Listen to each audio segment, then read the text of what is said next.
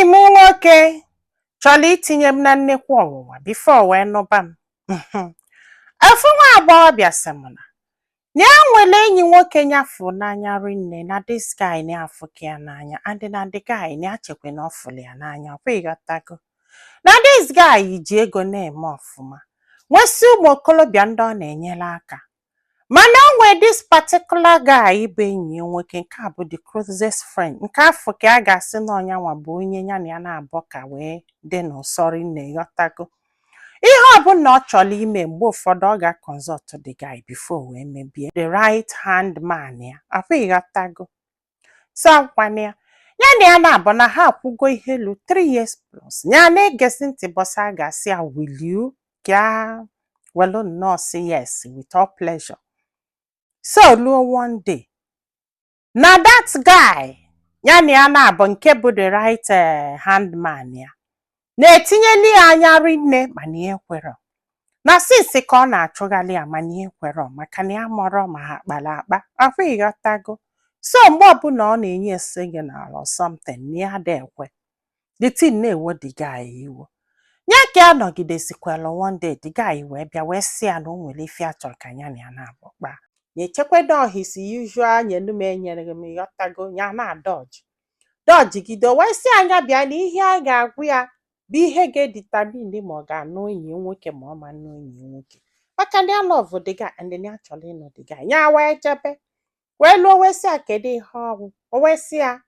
na enyi nwoke na-akwado ka o mee obele get together na get together anụnwa na ihe ya na-agwụ ya bụ secret o na ndị friends ya niile ga-abịa na nyanwa ga-abịa ya na 2 other girlfriend enyi nwoke nwere ọmarọ maka ya n'ihe ọ chọrọ ha bịa ka ha savụọ ha nne andị na ọ gwara ha nwa bụ ndị enyi ọ bụ na ha be savụ nne ha na-achọ unu nwe okwu ka amalụ onye nwere ike inwe ndidi ka amalụ onye nwere ike ịsavụ nne ọfụma ka amalụ onye nwere ike ịmagolu dujovia take everything na ha trolu to onye afọ yọtago ka e wee malụ onye bụ ezigbo mmadụ n'ime unu na-atọ na ọ fụsịrị unu n'anya mana ọ mara onye ọ ga-epik ụna funugo dị ihe dị otu so kwanye ahụ so wee si ya ande na ọ maala na bife enyi nwoke eme ihe ọbụla na ọ ga-agwụ ya na ihe anwụ ya na-ayị asinsi na ya chọrọ ka onye eze enyenye kịta ọ bụ na onye enye ya ga-ebe ekisha ọnọnya nwa ka enyi nwoke ga-anụ ya ga-ebidogodi kịta wee tinyebeli okwu until that day ya ga-eje gwasịa other friends ịgbagolu ga-enye aka dụshọn ọnya nwa ka a ga-epik ya ga-adụshọn na onwere onye ga-etinyeli ya aja na in fact na ya ga-adụshọn ọnya nwa ka dị ga ya anụ si m nne ikekwụla ọtọ wee kwu ya this guy wee kwụsịa wee sị ya na ọ bụrụ na ya wee nyere efe anwụ ya na ya asịsị ya ji nnọọ nwayọọ malụ dat na o nwere ihe megidenu ka onwe ihe jikọ ya na this guy na tụmanya ga-ekwe ka this guy nụbịa ya wele ebe ejiri ana wee make sure na the guy na ya ga-ebido kịta wee kọtọbịa kọba ihe niile ya maala maka ya wee sị ya ka ya gwazie anya na ọ bụrụ na ọ mara na ya na-efoli esese ya malụ na some of secret oche na ya mara na ya masị alafancha ọ sị m nne n'ike kwụrụ ọtọ wee gwa ya and na love ka this guy na amara ife a ga-eme and ndị a chọrọ inye this guy destiny maka na ya enye na ya dụshọ na ya enye na ya ga-atọzi na-enye na ndụ ya maka na ụdị mmadụ ọ bụ akwa ịghọtago na ya mara ma ọnya gwa enyi nwoke na ya gwa enyi nwoke na o nwere ike na ọma nkwe maka na trust ka this guy na ya mara ma this guy ọkili ihe niile n'ihe ọbụla this guy ga-eme na ọ ga-egetilụ this very guy involve ka na-agwa n'ihe na ọ na-anya ego etu ka o si enye ego na ya mụrụ mana a sị na ọ bụrụ sọsọ enyi ka ha bụ na ha bụkwu n'onwe ka ha si n'ofu obodo onwe ka ihe si wee jikọ ha anya agara ozidipụ ka amala mana ihe a na-agwa anyị bụ na enyi nwoke alọvụ ka dị guy na ya mụrụ ihe a ga-eme ọnya gwa enyi nwoke ka ọnya just decide ya na ya chọrọzi gwa enyi nwoke na nna ehi afọ na ọ chọrọ ime na ya anụgo na ya chọzi ka ya jebele onwe ya n'oge maka na ya magolo na ọ bụrụ na ya gwara enyi nwoke and na enyere this guy ihe a na o nwere ka ihe a lụtie akwa ifugo ka onye just gba nkịtị jebe bọsị afọ ihe afụrụ ka ya were na ya dị sure na this guy gwara enyi ya nwoke ya mee ihe a na enyi ya nwoke abụrụ ụdị mmadụ afọ na mgbe ọbụla enyi ya nwoke mere ihe ya ga na-asị wow dịkwa kịta sure na onye dị otu a mere ihe a na this guy gwara ya anya na the guy abụrụ ezigbo mmadụ mana enyi ya nwoke amara andị na o nwere ihe ọ ga-eme ọma nke ọzọ tia mgbe ọbụla o wetara